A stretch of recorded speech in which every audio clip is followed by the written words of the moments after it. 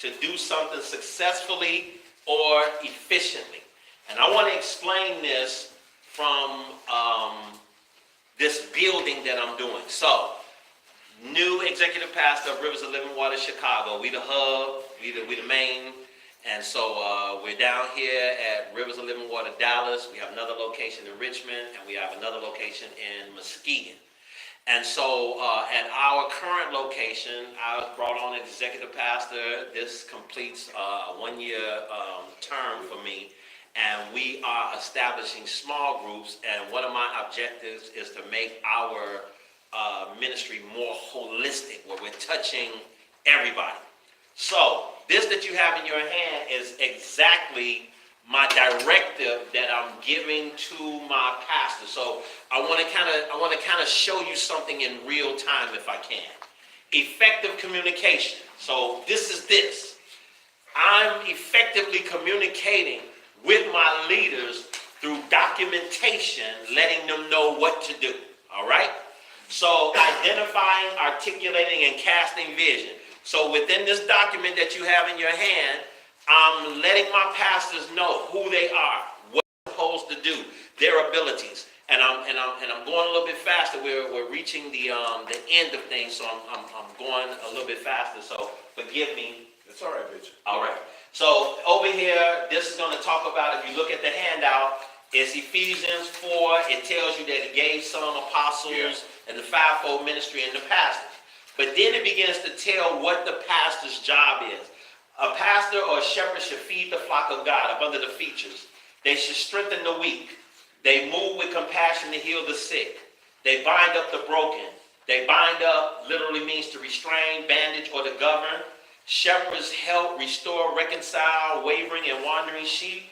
Shepherds search out the lost among the flocks. Then there's a natural significance of what shepherds and pastors do. Now, if you're a pastor in this local church or at your local ministry, or even an elder or a deacon, I would advise that you keep this and use it as a reference point. But I'm articulating, I'm casting vision to my people. Yeah. I'm motivating them. Yeah. If you look at the, I think it's marked on page number 9. There's a conference call that I do with my people. And I have a particular time that I do this conference call, and I bring them on and everything. So that's the motivation piece. When I get on the phone with my people, I'm either in a prayer, I'm rolling out scripture to them, I'm giving them a teaching, whatever the Spirit of God may call for that day, or I'm discussing the business of where we're about to go. I have a monthly meeting every first Sunday at 9 in the morning. You can count on it. It's going to be there, and it's going to be on time, because I'm building consistency. Those attributes that I showed you guys earlier, that's what I be. I'm consistent. You know, when I call you to a meeting, you ain't gonna waste your time waking up early and making it to my meeting and I'm not there unless something did happen, you know, barring circumstances or whatever have you. But I'm not calling you to something and I'm not gonna be there or not gonna be in participation. If I got you getting up to get there, I'm gonna get up and get there. And so these are the things that I'm doing to motivate. I'm coaching and I'm developing. Coaching and development. I'm using this call. I'm using the verbiage that's here because this is an initiative that I'm rolling out and I'm building. So I need all hands on deck, and I'm repetitious. I'm right now. My pastors are they have to bring. So this call is what I'm doing to motivate, to coach and everything, and to develop them. But at the same time, this call is for the business aspect, it's for letting them know what's next, and then there's reinforcement through Texas. So what am I saying to leaders? Sometimes leaders, you got to stay on top of things. Yes. And you got to do follow-up. Yes. And you got to come behind. Especially, man, I'm in a building process. I am determined to have small groups, and I'm determined to have them take off in a big way at our church. So this line here is a means to an end. It is me showing them what I want done. So it happens like this. I'm creating small groups in the church. I told the pastors they are my small group.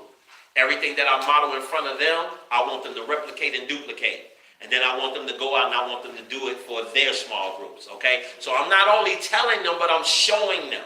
And this is some of the things that we miss as leaders. Sometimes we want to just tell people stuff. We don't want to show them. The way that Jesus led, Jesus showed the disciples. He took them and he walked life on life with them, coaching and developing people. These are the competencies of a Christian leader. Synthesizing information. Somebody say synthesizing. When I looked at the word synthesize, it didn't give me what I needed for this definition, but as I look further, there's actually an expression called synthesizing information. This expression, listen to it, it's the process of taking multiple sources and bringing them together into one cohesive idea, while bringing in a new idea or a theory. In apostolic houses, you have input from pastors, apostles, elders, prophets, deacons. You have to be able to process these various ideas, styles, callings, while bringing them into a new idea or into the main vision of the house. So when you synthesize information, you can take information from all over and make that information cohesive. You can come up with new ideas, or you can bring the information into what the vision already is. And as a visionary leader in the house, you have to be able to synthesize information. When other people are talking, because see, when you got different callers, you got different perspectives. The prophet don't think like the pastor think. Right. The evangelist don't think like the prophet think, and the apostle don't think like the teacher think. Right. And so you got these various ideas, but you got to be able to synthesize information. And I'm going to be honest with y'all. Man, being in the apostolic house, it's been a lot of things that stuff didn't make sense to me. Amen. It sounded quirky and weird, and it sounded... But as I'm learning to synthesize information, I'm beginning to understand it's a cohesive. And that everybody has these ideas. And since we're one church and one body, we got to be able to bring it all in and make it work for the greater good of the vision. All right? We got to persuade people. So I'm persuading my group to get them on board. And I'm showing them through examples, through this conference call, through hooking up with them. Now, not only do I do this conference call, I don't really have the chance to go through all of this, but not only do I do this conference call, but I bring them together, because the ideal is, because us people need a little bit of convenience, I have the conference call. But ultimately, a small group is supposed to be face-to-face fellowship. And so I'm telling them, I'm saying, look, this is a means to the end. Because everything is in a phase with me. It's like we're doing this first, we get the people gathered on the call, and then we go to the next. And then once we get the people gathered on the call, then we get them in a monthly meeting. So it's just like I'm doing now. And eventually I want to get this thing where we can do it bi-weekly and even hopefully some on a week-to-week basis. Because the directive of the book of Acts is they went from house to house. All right? So what I've been finding is that some of my specialty small groups have taken off. So I have a marriage small group. You know what, with this, I should have brought some pictures. I'm going to put the pictures up on the screen. But I have a marriage small group that I just started. We are in our 6th monthly session. I have 13 couples that come out. I can rely upon at least 10 couples to show up at every small group meeting. So that's 20 people that I have in a small group. I'm about to launch unmarried small group. The group that just got that, they just had...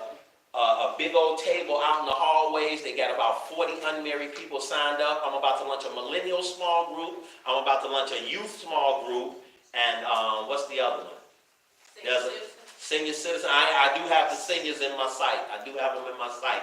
I'm going to start them off with a noonday call. I've been thinking on that. I'm on it.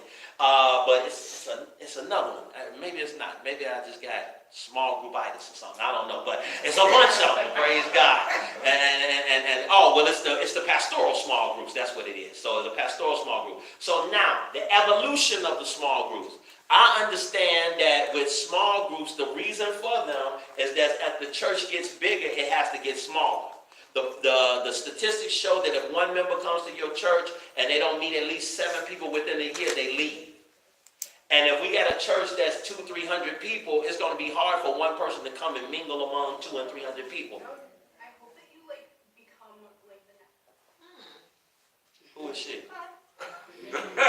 And so it's gonna be kind of hard for the people to come in and to meet like 300 people or whatever have you. So if I can get them in a smaller group, and it's about 8 or 9 people in that group, and they meet their 7, then we retain them.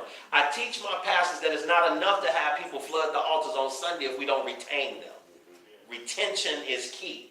And so we got to persuade people. We got to initiate strategic action. When I get on the line, I talk to my pastors and I want their ideas.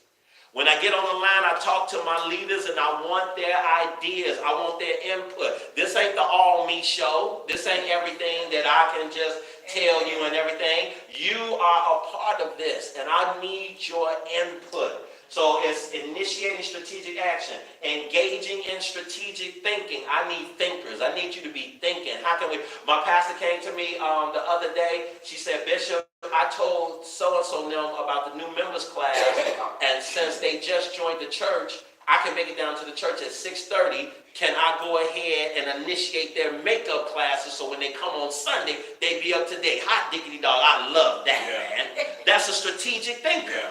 It's like, man, you know, she kind of, what I'm going to say? Nah, don't do that. That don't. Yes. Yeah. Get on down there at 6:30 and teach them. And then when they come into new members class, they'll be up to speed and they can get acclimated into the culture and the congregation a lot faster. I need that. And that's what I'm spreading down here to you guys. Y'all need to be that. You got to be strategic in your thinking. You got to initiate strategic action. It can't just be the pastor do it all. The apostle do it all. No, we need you.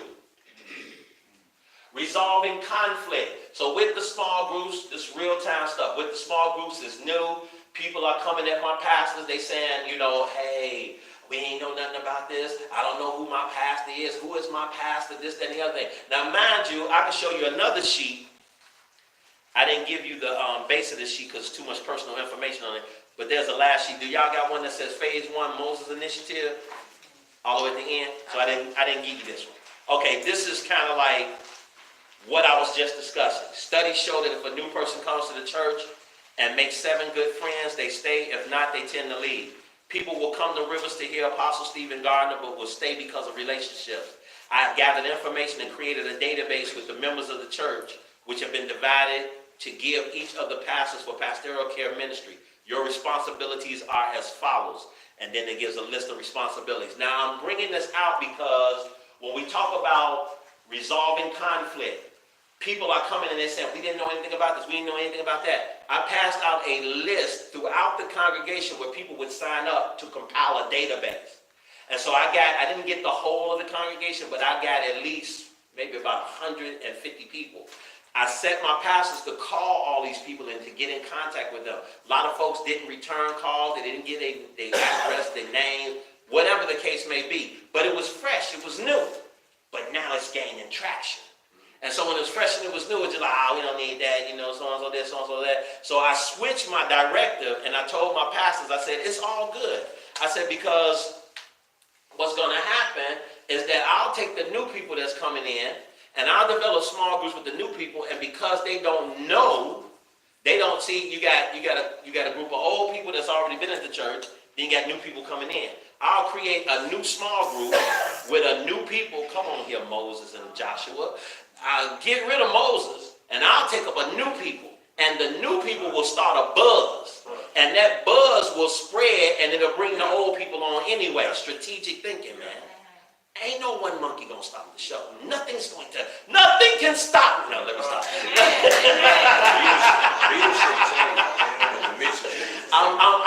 I'm geared, I'm driven, I'm passionate, I'm energetic, man. So it's like, if I can't get it this way, I'll go around the corner and I'll come another way. Did y'all hear what I'm saying? You got to be like that as a leader. So people are coming now, and the conflict is, I don't know who my pastor is. I don't know who's supposed to do this. I don't know who. Well, now the discussion is to resolve that conflict. It's still new. It's still in the building process. Maybe you got overlooked because, you know, we got to have that compassion. We got to love these people. And it's like some of my pastors will be like, we told them. I had conversation with them. Don't worry about it. As long as they're coming on board now, that's what we want. That's the end game. So we're developing resources. We're delegating authority and responsibility. I'm telling my pastors and I'm reiterating to them, And senior leaders, reiterate to your people that you've given authority to that they have that authority, because sometimes they get fearful, sometimes they kind of stop in their tracks. Reinforce the commitment. Celebrate successes. We talked a little bit about that. Decision making. You gotta have decision makers. People that's gonna make decisions. All this. The best way I can describe it is like when people would tell me they didn't want to be in management, and they'd say something like, I want to make managers money, but I don't want the responsibility and everything. Well, in the church setting, we got to take on responsibility. That's right. If you're going to be a leader, you got to lead, man. Ain't no trying to be a leader and all this other excuse making. You got to step on in there and you got to lead. We need leaders because we got followers, all right? And so there's decision making, team building. This is all part of me building my team. I'm bringing my team together. We're evolving. So watch this. Strategic thinking says, right now, the altar comes up. I got Apostle to the point now where he will give an invitation. And so he gives an invitation. People are coming up and they join in the church. So we're growing.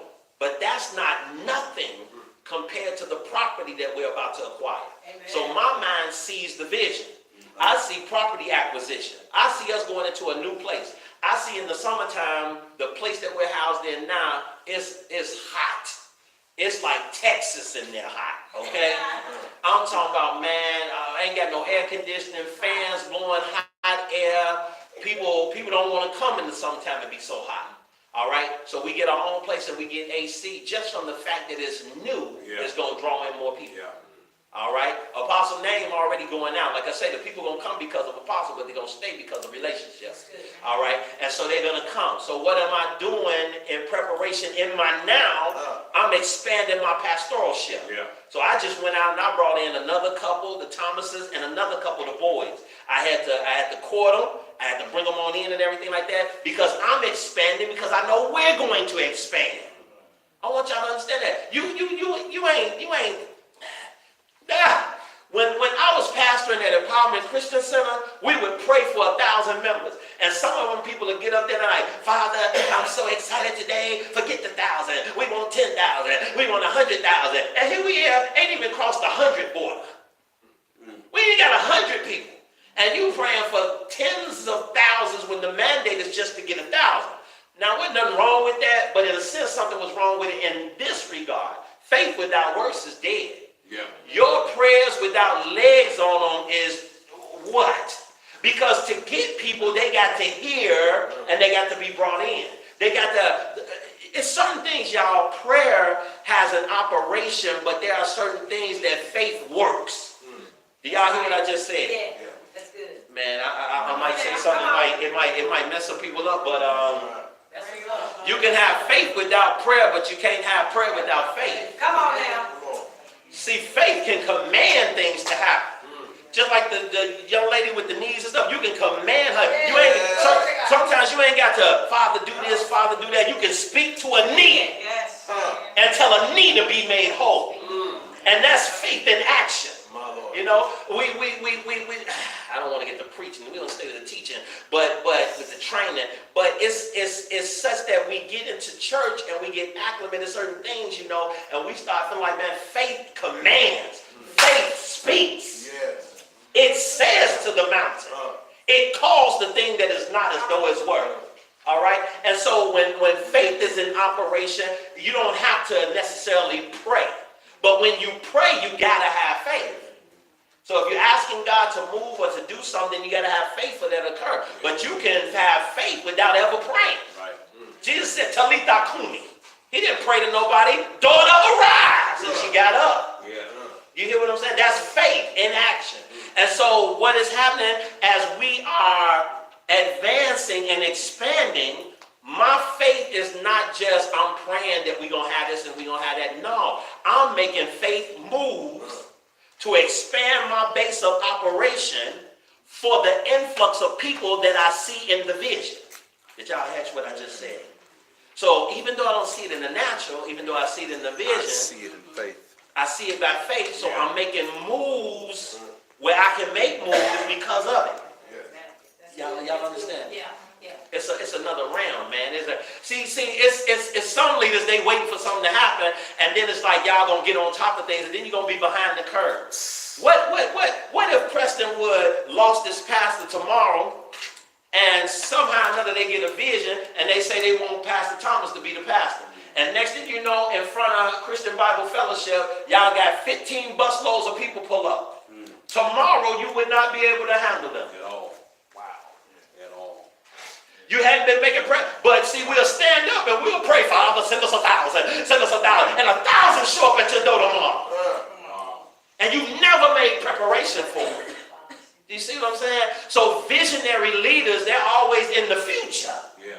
They say, man, I got to make provision now. All right, this is what I inherited when I came to Rivers. I got 7, 8 pastors. Thank God for them. Hallelujah. Now let's expand.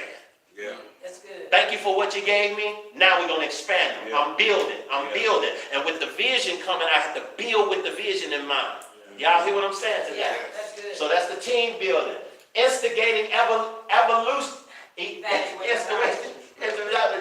Instigating evaluation. Thank you, woman of God. You got to evaluate. You got to look at the whole landscape. You got to look at the whole scope of your ministry. So in my mind's eye, I'm saying, all right, we strong apostolic. We strong prophetic. Now I got to look at the whole landscape. Great families make great churches. So I'm working on the marriages. I'm working on the family. I'm working on the youth. I'm working on the millennials. I'm working on that's up and coming. I'm securing the next generation. Do y'all hear what I'm saying? I'm evaluating. I'm making assessments. And this is what leadership has to do. You're working in conjunction with your senior leader. So when y'all have a meeting, that strategic thinking comes in. It may be something not because your senior leader is lacking, but his main grace may be apostolic. His main grace may be the prophetic. And you bring something to the table too because it's apostolic and it's fivefold. Yeah. And so in the meeting, you begin to say, hey, apostle, what about this? What about that? And they don't have nothing against it. They just need you to execute it because they over here getting this done.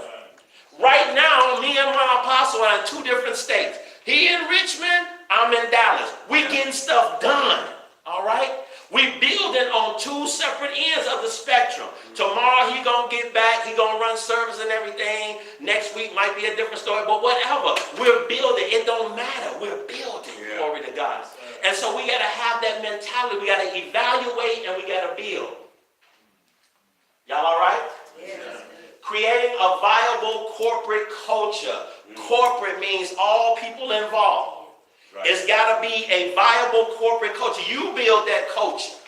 Man, we all in this together. We all involved together. Ain't no one person, ain't no he the big show, she the big show, nothing like that. Yes, you're going to have the face of the ministry. Senior leader, the face of the ministry. But we all in this together. Right. Yes. It's a corporate thing, you know. And it ain't nothing wrong.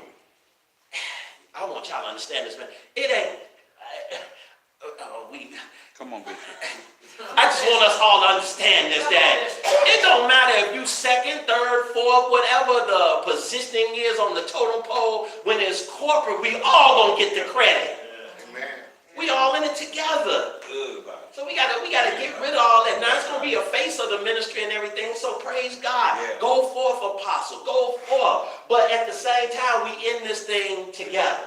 Maintaining focus and priority. This helps us to maintain our focus and our priority. I'm constantly keeping this in people's face. I send out stuff from time to time. I send out texts and I say, in my text I'll say something like, please respond to my texts. Ladies, you're welcome to say K, because I know y'all say K. Somebody say got it. I just need some type of confirmation. I want to know people got my stuff. Right. Because I can't expect what I don't inspect.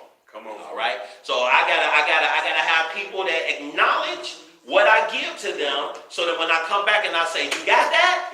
You know, because like I just had to get on some folk. They come into my meeting. I didn't know we was having a meeting today. I said, stop that. I get on the conference call and I said, no, that won't happen no more. I have a meeting every first Sunday. I said, you put it in a Rolodex, a phone, a calendar, something. It happens every first Sunday. If it don't happen on first Sunday, I'll cancel it and I'll give you enough time to know. But I don't want no more, we don't, because I'm consistent. And once you establish that, you have a right now You know, now if you old flaky leader and you ain't on point and that, and you don't have but 2 people at your meetings and stuff like that, well, I'm about to tell you why that is. You flaky and wishy-washy, and folk that would have altered their schedule to come to something of yours, they like, well, I'm going to give up my boys' basketball game to come, and it's quiet again. We're going to have to come back to that subject too. It's just like that other subject again. But anyway. Upholding accountability. Upholding accountability. We make ourselves accountable to one another. You want such a leadership thing, you want such a leadership community that we police one another. Yes. That's good. You know, man, I want such a community that we police one another. Yeah. It shouldn't be no problem. One of my pastors tell another one of my pastors, we here such and such, and you ain't hardly here. Accountability. Accountability. Period. You know, man, it's like, this is what we do. If this is what we do, if this is documented, it's on paper, it's been told from the pulpit or from wherever the leader is leading from. And so when you don't have it, ain't no, hey, leaders, ain't no need of you getting mad. Well, that's right. And I don't know who he is. I'm talking to you. You knew we were supposed to do this. You knew we were supposed to come together. I don't understand. You had all the bar mitzvahs and all the eating things, you know, but you can't. Come on. Every time we have the love feast, you there. Oh, I'm gonna bring my crock pot full of this and that and the other thing and everything like that. But when we have something important to the moving and the development of people, you can't never show up on time. You gotta be accountable. Yes. Identifying opportunities for influence. I love this, man. A lot of my pastors, they seeing now, they like, we getting better on attendance. We sending texts back and forth where we're identifying opportunities for influence. Hey, sister so-and-so wasn't there. You got a young lady that's been in the ministry. She feel like she's overlooked. We need to talk to her. Man, we getting a cohesive now. Yeah. Well, we're beginning to identify opportunities for influence. How can we influence this member, this sheep that she may not be the one that left the 90 and 9, but she's straggling. She on the fence. And we need to catch her. And see, it takes more. That's why the apostolic house is important again. It takes more than one eye. The apostle, the senior pastor, he coming in, he got his lesson on his mind tonight. These guys that are senior pastors, they going to be lesson oriented, waking up. That's their mentality. They got to give that message. They got to deliver that message. So they may not always see. Help us. Amen. Help us. But they want people that's in the congregation with them and other leaders that will identify opportunity. Hey, and you ain't always got to go to the senior leader. You know, you come to the pastor's wife or whoever administers. I don't know who it is in your respective grids or whatever, but you come to people and you let them know. Yeah. You know, hey, so-and-so wasn't here, or, you know, maybe we need to send a card or something like that. You know, I noticed that when it was her birthday, we didn't say nothing. I don't know, but just maybe. No followers, man, they get quirky over a little stuff. It was my birthday, and they ain't say nothing from the pulpit. I remember last time when it was Sister so-and-so's birthday, they even sung happy birthday and everything like that. I even saw 3 people give her a card. You know, hey, church stuff like that happens. Relating everything back to God's plan and principle, modeling spiritual disciplines, managing other key leaders. So this is all from a paradigm of what we do because we are leaders leading other leaders. Some causes of ineffective decisions. Now I want to get to this, and I'm going to try to close this out and get on to the next. Some causes of ineffective decisions. This is a good time to take some notes. Lack of clear-cut objectives. My people have clear-cut objectives. They know what they're supposed to do. You that are senior leaders, I admonish you, give your people clear-cut objectives. Yeah. Let them know what they should be doing. Task them. Leaders without clear-cut objectives for their own ministries or who serve organizations without clear-cut objectives based on the mission will struggle to make wise decisions. So we have a lack of decision sometimes among our leaders because they don't know what to do. I don't know what he want me to do. We got a conference going on and you the administrator and you don't know you're supposed to administrate?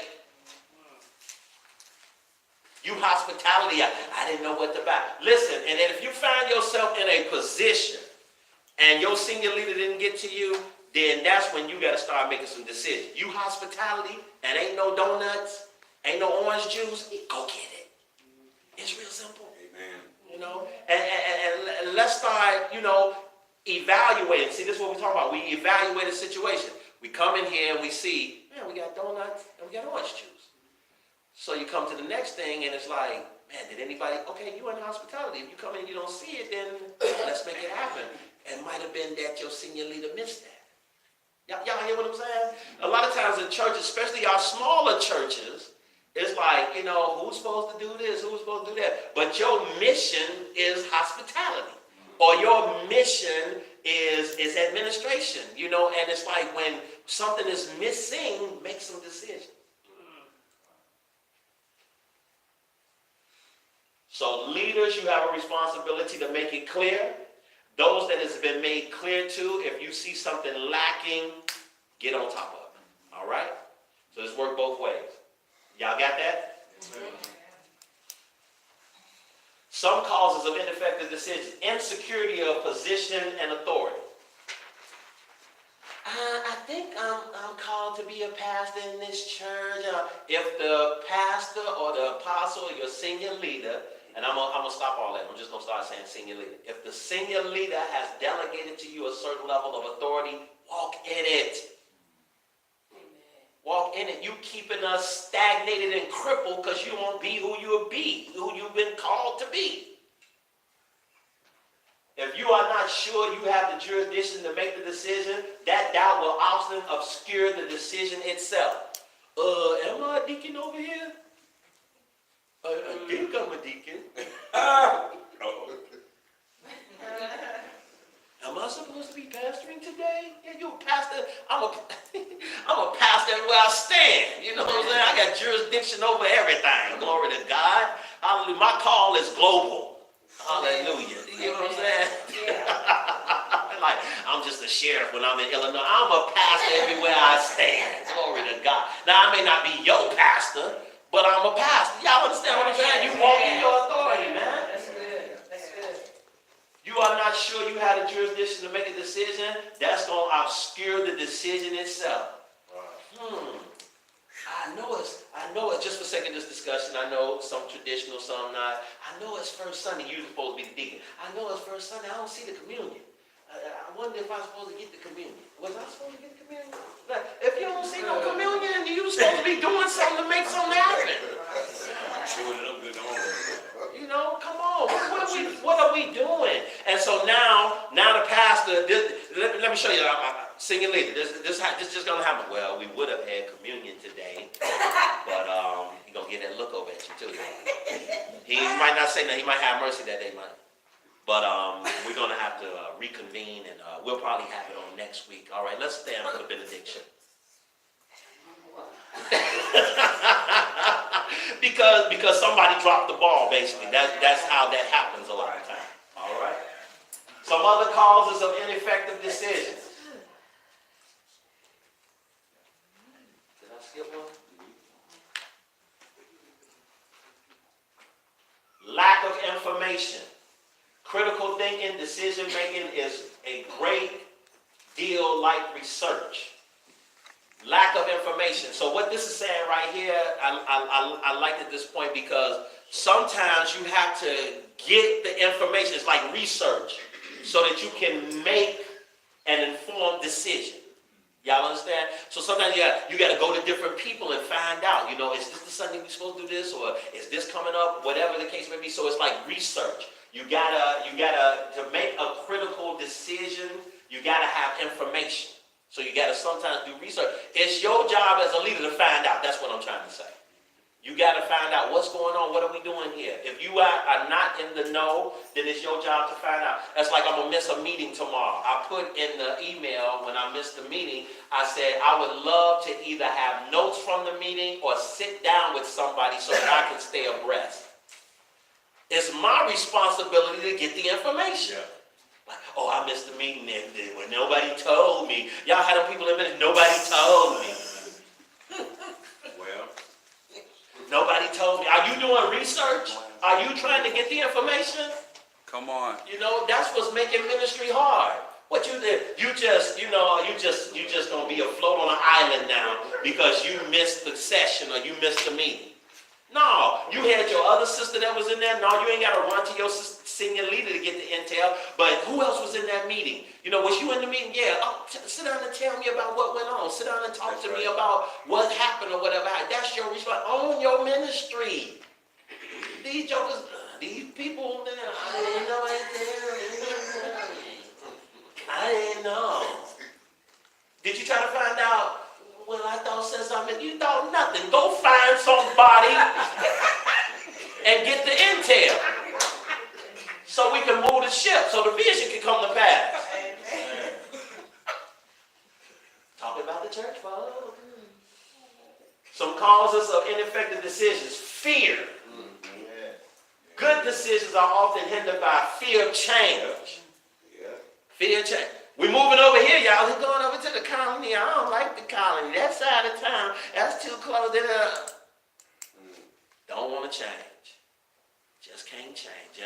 I like it the way it is. I dealt with a church like that. They had this community where they loved who they had. We had some people come in and they didn't work out. So then they started really getting entrenched in who they had. So when other people would come, they would be estranged because it became a clique. Yeah. And so they didn't want no change. They didn't want nobody to breach and come in. So you and I can identify it. I could see that this grouping of people, they had their own thing, and then it was the other folk in there. It was like the jocks and the nerds, almost like in high school. You had this group, they was the populars and everything like that. And so when other people would come new from the outside, instead of embracing them, they shunned them. And that was due to fear of change, fear of making the wrong decision. Some people don't make a decision because they're scared it's going to be the wrong decision. Stop all that, man. We need some quantitative decision making happening. We need some people that Apostle not here. Oh, okay, well, what we gonna do? What you wanna do? I don't know what you wanna do. Man, that take all day, man. Sit down with all that monkey stuff. It's time to make a decision. It's time for somebody to step up and say, this is what we're gonna do. Yeah. Amen. Yeah. Because a lot of times when you have indecisive leaders, those leaders will become the follower if somebody that leads will step up.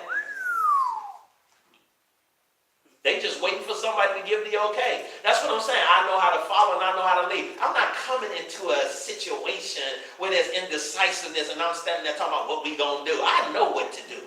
I'm just waiting to make sure that whatever is over me ain't here to make a decision. You sure he ain't nowhere to be found? He ain't in here? Oh, he not over here? Okay, this is what we gonna do. Let's do it. Ain't no. What we gonna do? We got 2 meetings over there. Well, they say they gonna do it like that. But the people in the back, they gonna do that. And Confusion. Breeding ground for confusion. That ain't. Because somebody's scared to make a decision. Well, if we do it like that, maybe something, and nothing gets done. Next, fear of the consequences that might ensue. Hey, I'll live with it. I'm willing to stand by whatever I do. Because I'm a leader. Amen. I'll take the risk and stand by it. Fear of the decision-making process itself. I'm going to evaluate, okay, 2, we got 2 of them over there, okay, we got 1 over there, all right, so if we bring that down, all right, that'll equal, okay, all right, we'll bring that all in, we got 17, that's what we needed, right? We're going to make the decision. Right. And go forward. Right. Correct. The call to lead. All right, this is what I've been doing with my group, this is it, y'all. I model it. I mentor it. That's what these sheets are about. I monitor it. I motivate you, and then we multiply. Wow. This is from John Maxwell. When I read this, it was like, man, this is what I'm doing. I model, I'm doing it. I got this prayer line, I'm showing them what to do. I mentor, I do it, you watch me. Look, this is how we're going to do this, y'all. Watch me, look at me, I'm over here. I'm doing this thing, come on, do it like this. Then you do it and I'll watch you. All right, let's see you do this. Okay, all right, you calling your people? Yes, Bishop. I didn't include that in the sheet too. I got a report that they have to give me when they make their conference calls. They have to report who come on the call, what date it was. They got to show the consistency of the call because we're getting this thing to morph into face-to-face. So all of my pastors are mandated to have face-to-face meetings now in the month of April after we done put in the time for almost, it's been about 4 to 5 months now of gathering people on conference calls. So now I'm looking to bring them, and at the same time, I'm establishing a meeting with my pastoral group that we have face-to-face fellowship. So our model, I mentor, I monitor, I motivate. You can do this. Yeah, If I can do it, you can do it. right. You can see me do it. Well, it ain't nothing different from me than you. If I teach you these skill sets, you can do exactly anything I do. And then you do it and you train someone else.